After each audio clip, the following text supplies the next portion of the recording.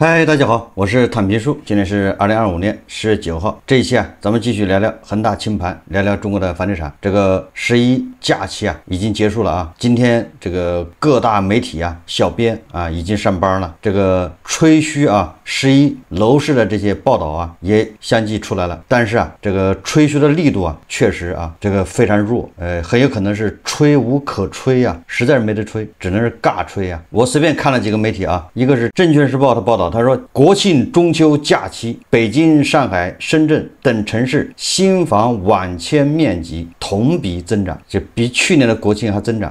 中指研究院统计，国庆中秋假期10月1到8号，楼市整体表现较为平淡人家先说好了的，这个国庆中秋假期楼市表现是很平淡的，但是核心城市优质项目保持较高热度，矬子里面拔将军就全国这楼市一片平淡，但是还有那么几个地方表现还是不错的。你比如说北京、上海、深圳等城市新房网签面积同比实现增长，说北京新建商品住宅日均成交 0.61 万平米，较去年国庆假期增长 52%。 深圳新建商品住宅日均成交 0.23 万平米，较去年国庆假期增长 22%。 中指研究院指数研究部总经理曹晶晶表示，4季度新增供应增加有望对核心城市新房销售形成支撑，预计银石市场将延续分化。大家有没有感觉这个力度比去年和前年国庆节也差多了？这个就是报道的力度就是我就比较纳闷就是你要说北京新建商品住宅日均成交多少套不行吗？不能说是吗？他非得说成交 0.61 万平米，对吧？这个深圳日均成交 0.23 万平米，多少套他不能说，似乎有难言之隐怕说出来之后这个宣传的效果大打折扣这个北京商报他是这么报道的，他说北京11新房市场承接金九向好行情，北京11新房市场有楼盘日接待购房者超100组，有的楼盘一天接待100组来看房的，就这意思就这个得吹一下了100组，前5天认购额达9月 85%， 就是国庆节前5天认购的房子比9月就是完成了9月的 85%。 北京新房市场持续承接金九向好行情，在11黄金周期间实现火热开局。11假期，北京商报记者走访朝阳、通州、丰台等多个新盘暗场，了解到各项目到访量与签约量均呈现普遍性增长，部分热门项目假期日均到访客户突破100组，置业顾问需同时应对4到6组购房者，接待压力骤增，市场热度直接转化为销售数据。一些热门项目假期前5天认购金额已达9月全月的 85%。 你看这报道它就是绕过了到底成交多少套，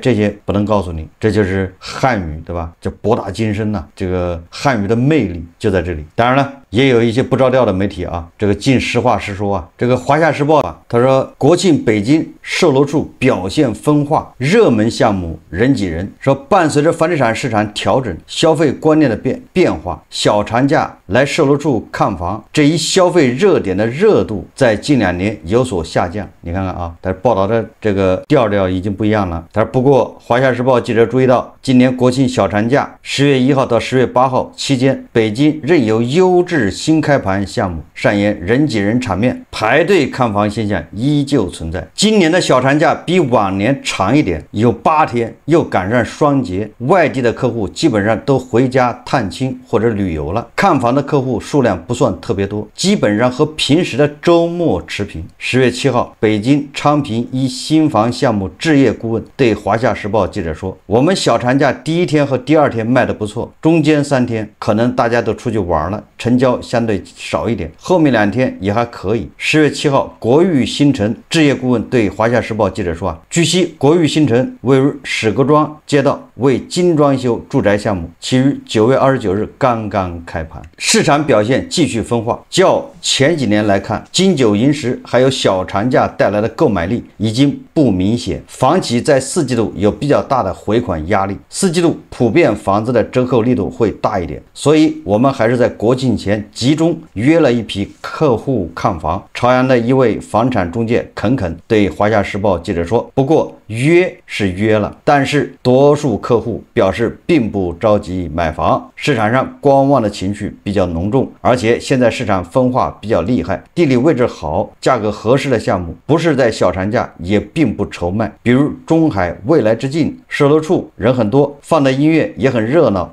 楼盘离地铁近，这在很多购房者眼中是抗跌的因素之一。华夏时报记者注意到，分化似乎成了当前北京楼市的标签。我们可能是国庆期间北京最火的新房项目，小长假前2天来看房的人最多，沙盘围满了客户。10月6日，207平米的大户型样板间正式开放，还有一批房源10月中下旬取证。通州运河9院的置业顾问对华夏时报记者说，据悉，通州运河9院主打第4代住宅理念，几乎都为较大的户型，售价在6.1万元至7.4万元每平米，为精装修交付。该项目位于城市副中心的核心区，距离北京市政府仅1.1公里。那地方我知道啊，说实话，卖6.1万一平米啊，还是有点高啊，卖4万还差不多。这个相比较而言，华夏时报啊，是不是说了一些实话？这个也是客观情况啊，也就是说这个分化，对吧？有的项目好的，那肯定看的人多啊，但是大部分项目是没人看啊。这个所以说，今年小长假8天居然是罪过，因为你放假放时间长了，好多人干脆都出去玩去了。你要放6天，很多人出不去了，只好买房。他就这么一个逻辑啊。但是啊，网上还流传啊，深圳国庆期间二手房实时成交量同比降70%。国庆期间大部分城市都不能正常网签。数据显示，24城10月1日到8日实时成交量同比下降48%，其中深圳同比降73%。这个11假期啊不能网签，难道去年的11假期能网签吗？所以说同比啊，这个国庆假期啊过去了，国庆节、中秋节、双节，对吧？并没有迎来楼市火爆，甚至啊比往年更凄惨，这个基本已成定局啊。为什么呢？实际上啊，我们通过很多数据啊都能互相佐证。今天上午啊，咱们聊了一下国庆节期间，对吧？出行人数、人均消费，因为那个时候啊，这个数据还没有出来，咱们是通过这个一些其他的数据啊拼凑出来的，互相验证，得出个结论啊，说人均消费肯定比去年还要下降。那现在啊，我这个时候做节目的时候，这个相关数据已经出来了啊。这个首先第一个啊，根据商务部大数据监测，2025年11假期，就10月1号到8号8天啊，全国重点零售和餐饮企业销售额同比增长2.7%。这么一说，大家其实就明白什么意思了啊。你看啊，零售和餐饮只增长了2.7%，但是出行人数那增长的可比这多得多啊，那就意味着人均消费在下降。去年11假期10月1号到7号7天啊，这个全国重点零售和餐饮销售额同比增长4.5%。这个11期间，房地产、消费、电影票房统统不如去年，还不是这个东西啊，某一个方面差。那么根据这个文化和旅游部数据中心测算啊，2025年国庆假期人均每日消费113.9元，同比下滑13%。国庆中秋假期啊8天，就10月1号到10月8号，全国国内出游8.88亿人次，这个数字还挺好的啊，8.88亿人次，国内出游总花费8090亿元。所以据此计算，2025年国庆假期人均每日消费114块钱，同比下滑13%，相当于2019年同期的95.9%。就我在想啊，人均一天就花费114块钱，那是怎么花的？这个也太抠了吧！这光勒紧裤带还不行啊，这要勒到翻白眼才行啊！不是，你想想，你出去你一天才花114块钱，这难以想象啊！这把穷游啊发挥到极致。关键是啊，人均消费跟去年比同比下滑13%，就是这些数字就已经说明了，对吧？现在是什么个形势啊？就是出去玩的人多了，8.88亿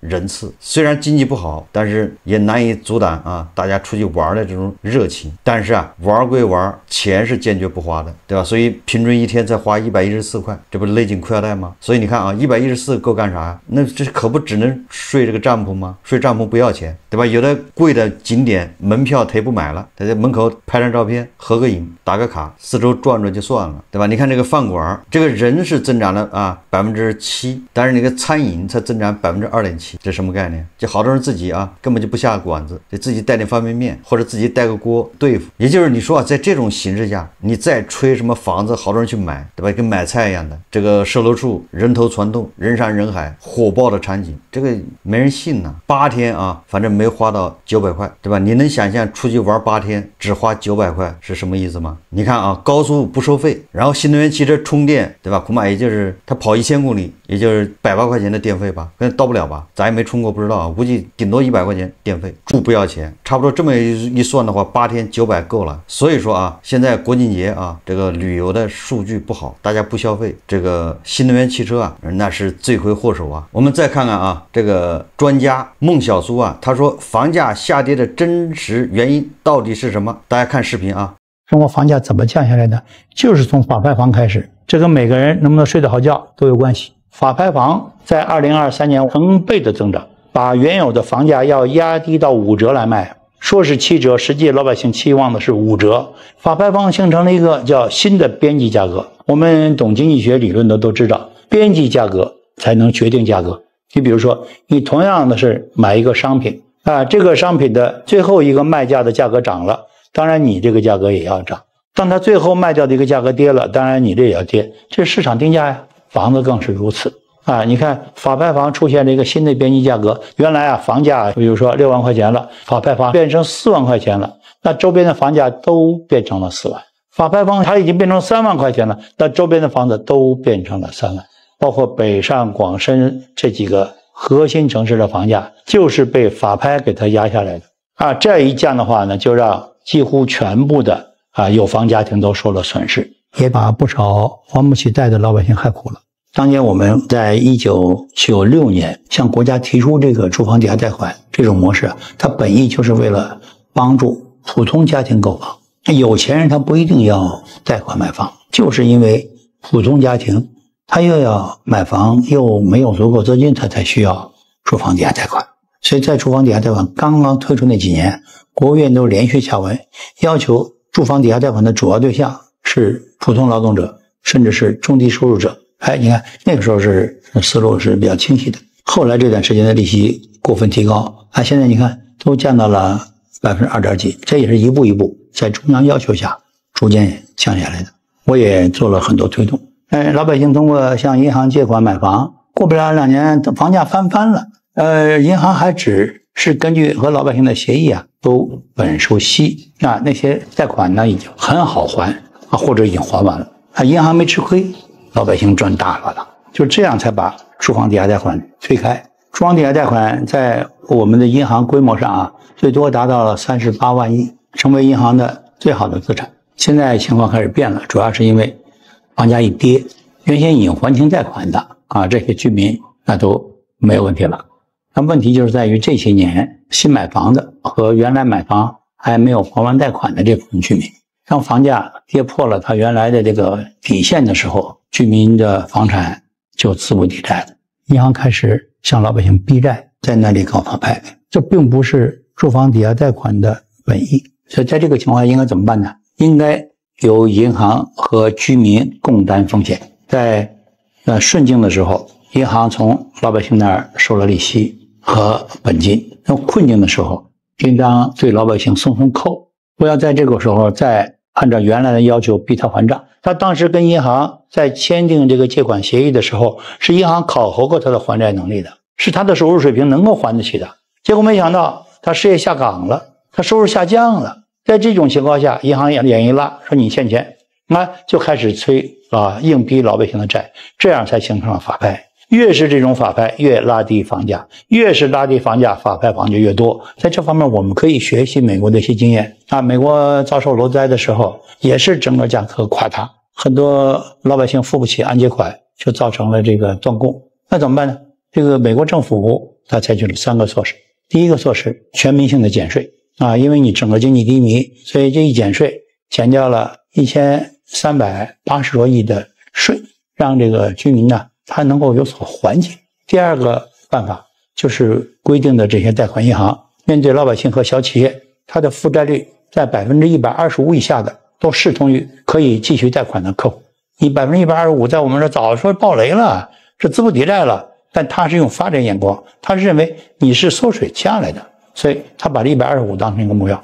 第三点，直接针对着这些断供的百姓他要求这些百姓的按揭款要控制在他现在收入水平的31%以下。也就是说，你原来可能一个月收入，比如说1万块钱，现在你变成1000块钱了，那你的按揭款就要控制在你1000块钱的31%以下。那这样就把贷款期拉长就行了这样就让贷款居民可以承受。用这样的做法，他解决了900万户老百姓没有进入到这个法拍的行列让他继续维持了按揭款的支付。这是对贷款百姓。对银行他怎么办？他采取了2个措施。第一个措施，7000亿补贴银行，这样让银行稳住了，他不至于说是因为整个楼市垮塌造成银行的纷纷破产一旦破产的话，那整个社会就更加恐慌了只破产了一个雷曼，别的就赶快稳住。第二由政府采取出资的方式，把房利美、房地美这2个最大的房屋贷款机构给它收购了，稳住了。到了2012年，就是4年时间，楼市回升了。这一回暖下来2012年当年的购买力一下子提升了 19.9%。那这样的话，就是说它整个救市是成功的。所以你看，国际上已经有这样的好的经验在那儿摆着。所以我再三呼吁法拍房这件事必须要提到宏观大局上考虑。现在我也听说一些断供的居民，银行不是说在声色俱厉跟你谈了，而是干脆先不理会你了，你只要再继续存在大家都相安无事就算了，反正这个贷款还存在嘛。银行如果能主动的改变一下贷款条件，把它拉长，事情就过去了。银行到底是不是应该为人民服务，在这么一个一时困难的时候要伸出手来帮助老百姓，要和居民共度难关，要从宏观上解决对银行的要求问题。说实话，这个孟专家他说这个房价下跌的真实原因，我觉得他是倒果为因，就是应该他是说反了。我在前年对吧，我也说过，法拍房一定会造成房价下跌，但是房价下跌的原因就是法拍房吗？这个所以说你不能这个就倒过来房价下跌的主要原因其实不是法拍房，法拍房只是叫什么最后一根稻草，把你这个窗户纸给捅破了而已。这真正的房价下跌是因为韭菜的承接力没有了，对吧？这个过去10年前楼市暴涨的时候也有法拍房，那怎么法拍房不能让房价下跌呢？这个专家说的，所以说这块说的貌似合理实际上说的不对。主要原因一是韭菜它的承接力有限，他没钱买；第二个，他对未来房价也不看好，他不愿意买。这个二手房市场呢，因为是房东跟业主之间对吧，跟这个买房人之间博弈，那房东他就觉得太亏得太多，我就不卖了，因为毕竟不是必须要成交。不知道大家理解不理解这意思就是业主的话，我是房东对吧，这房子如果低到一定地步我就不卖了，我不卖我可以我发脾气对吧，我心情不好不卖不行吗？等到过个2月我想通了也要卖对吧，实际上是2个人之间博弈，或者是业主跟市场之间的博弈。但是法拍房是强制性的，就是他必须要成交，因为他把这卖了这个还债对吧，正因为强制性的，就是你业主你没权利去跟人博弈，法院也不可能跟人博弈对吧，法院就放在那谁出价高就卖给谁，法院并没有主动做空房价的这个意思，法院倒是希望这个你这房子拍出去对吧，你这房子值500万最好能拍800万才好呢，因为你这房子处置的资产钱越多，它越能解决更多的债务那法院更高兴没有法院说我非把你这500万我非把你拍成100万，这都不符合逻辑所以说因为这个法拍房它的强制性，它必须要把你卖掉还债，所以说它就导致这个你的业主你没资格没权利去跟人博弈，你更不能说我今天不卖了，那由不得你所以因为这个强制性导致它一定要成交，它就价格就越低那在这个现在这个楼市这个环境下，它就对这个房价有一定的这个刺激作用，就往下刺激。本质上还是韭菜不愿意买。但是孟小舟他里面说的银行对吧，这个暴雷的业主之间博弈，我倒是觉得他说的有道理对吧，美西方的银行怎么样对来拯救这个暴雷的房主，给他一定的宽限，包括美国对吧，或者是西方政府是怎么做的，我觉得这个可以借鉴毕竟有很多人买了一套房住刚需房对吧，他并没有什么炒房什么要去干这个干那个，所以我觉得如果是只有一套房的，他遇到困难应该想办法帮他去缓解。但是那些3套4套5套的炒房的，对吧？你看那个交易记录，他虽然手上只有2套房，但是他前面买卖都已经10几套了，又是买又是卖的，像这种，对吧？那你就银行就是区别，对吧？另当别论了。至于这个房企，我记得我以前说过这个观点啊，美国它是可以救房企的，但是咱们这啊拿大头的钱去救房企，这个要打个问号，这里面有道德风险呢。就是你看美国无论是房企还是人家救房企，那都是透明化、公开化，对吧？那房企到底什么原因导致暴雷的？是那个老板把他们的财产、资产整到国外去了吗？他是因为这次贷危机导致的，对不对？资产缩水等等，并不是老板什么挪用资金，对吧？虚报业绩，然后多分红，然后把钱整到国外去。你说大国都是这种房企，你怎么救啊？然后你拿大头的钱去救他，这不就是道德风险吗？这不就是省公肥私吗？对吧？但是你看房利美，对吧？或者是什么美国的两房，他救一个，或者美国的那个银行一出事，美国人对吧？当机立断马上就要救，因为人家经得起查，就这么简单。我们说通俗一点，他经得起马斯克查呀，对吧？马斯克带人去闹革命都没查出毛病出来，但是你看咱们的房企搞个大窟窿扔给国家了，自己把钱整到国外去了，你怎么救？他又不像国企，对吧？如果那个国企央企开发商，哎，那你政府救吧，反正这个肉烂在锅里啊，左口袋倒右口袋，然后最后就是抓那个责任人，是不是有贪污腐败，对吧？贪污腐败给他抓起来，你这民营企业你怎么救啊？所以这里面啊，我认为要救的，对吧？或者要这个保护的是刚需房，或者你扩大一下，就是改善型也可以救，对吧？也就是人家是响应政府号召的，本来人家有套房小了一点也可以住，但是政府老是忽悠人家去买，对吧？人家头脑一热改上去了。那像这种呢，现在对吧？他失业了，没收入，没工作，那你银行得想办法给他缓一缓，甚至他的利息，对吧？要减免。所以说啊，法拍房不是房价下跌的主要原因，法拍房只是把那窗户纸给捅破了，只是顶多啊，充其量算最后一根稻草，对吧？房价下跌还是因为韭菜没钱嘛。这些专家啊，为什么死乞白赖的要把房地产给它搞正常呢？对吧？或者是房价稳步上涨，我也能理解啊。其实咱们想一想，如果是一个企业，对吧？那相对于国家来说啊，如果是企业，那外贸就是这个企业的收入，你就这么理解。那这个房地产实际上是内部分配，对吧？你在外面赚了钱，你内部怎么分配啊？那房地产就是分配形式之一。那我们这么简单理解啊。那现在啊，你看看咱们买房，对吧？你2万1平米买的房子，那恨不得1万8或者1万5是政府拿走了，对吧？真正的建筑成本、钢筋水泥、融资成本加在一起才多少钱呢？加在一起顶多5000，对吧？那1万5是政府拿走了吧？这不就这么简单啊？你是背了2万1平米啊，实际上真正房子就钢筋水泥就值5000，1万5是政府拿走了。好了，政府把这钱拿走了也好啊。如果政府把这钱拿走了，它是用来改善我们的社会保障系统，用来提高我们的收入，用来发展这个经济，哎，那这个是好事，对吧？他把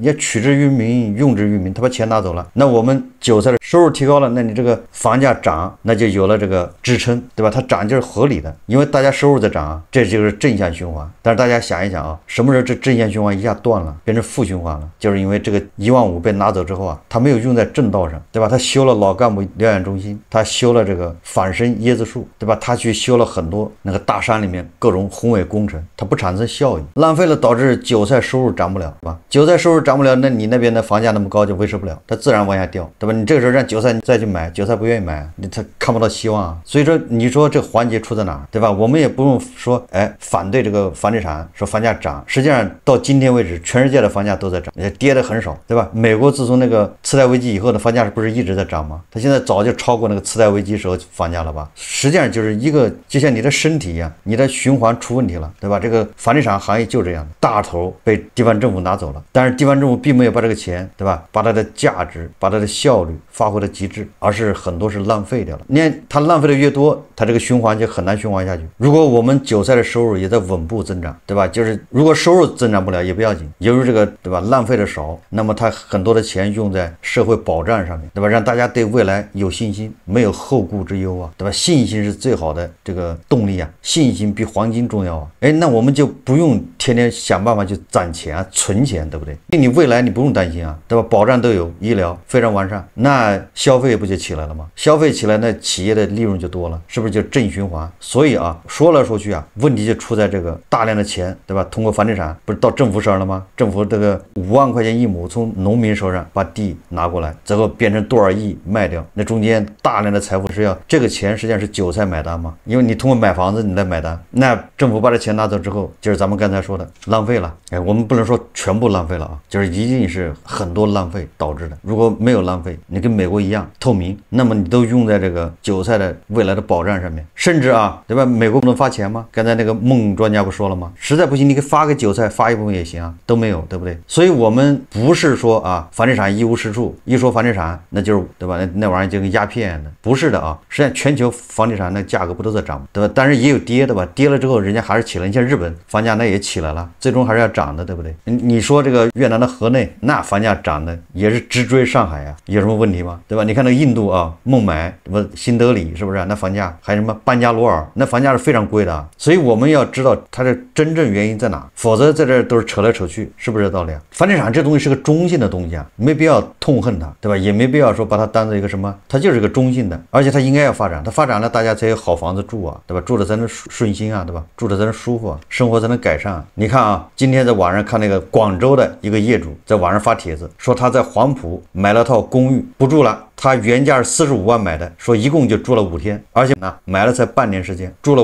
五天啊，45万买的，现在多少钱卖呢？23万卖，就是半价。他说这个房子才装修好2个月不到，总共入住了5天，装修是费了心思的，前前后后大概用了半年时间。开始是买给女儿，打算自己住，给他女儿买的，让他女儿自己住的，所以装修的特别用心，自己也是外地人，说哪知道女儿现在不在广州发展了，对吧？广州估计找不到工作啊，一个人在广州待着干什么呢？肯定是回老家了，房子现在就空着，就没人用，所以想把它卖掉。半年前是45万买的，现在装修完之后23万万出卖，也就这半年，你说才半年时间呢。好在这总价不多啊，绝对数就是赔了20多万，好像能扛得住。我们再看啊，这个有人在网上贴了一个说苏州房价为什么跌得这么厉害，腰斩。他说我的一位关系很好的朋友以前在苏州叫红路西捷工厂工作，月薪3.2万。2016年在苏州工业园区一个名叫唐宁府的楼盘高位首付购买了一套住宅，老婆在新湖学校当代课老师，月入6000元。说起初压力适中，家庭美满，不料好景不长，西捷工厂突然关闭，我的朋友领取了22万的补偿金，正式失业。起初还在昆山某商用电脑制造业工作，月薪腰斩，但起码还是有收入。但还起房贷来相对吃力，由于家庭用钱地方多，心底还有一丝乐观，仅有不多的一点积蓄，也没有直接拿来提前偿还房贷。但可怕的是，硬盘行业从传统制造业迈向了半导体制造，加上疫情影响，我的朋友在2020年疫情期间再次失业，叠加机械硬盘行业的彻底歇菜，他永久性失业。经历疫情2年坚持，2022年国庆期间，老婆带着女儿离婚，把房子留给了他。他买的房子多次降价，也一直未能成交。短短4年，房贷耗尽了他的积蓄，摧毁了他的家庭，消灭了他的一切希望。虽然几个朋友帮忙凑了一些钱，但都是杯水车薪。更令人难以接受的是，本金几乎没有减少，偿还的85%都是利息。所以说啊，从这个角度来说，孟专家的呼吁啊，那也是对吧，有一定道理。你看这个哥们儿，那不就纯粹是倒霉，对不对？他也不是炒房，他就是2016年这个生活收入稳定的时候该买房了，买了一套而已。那后面这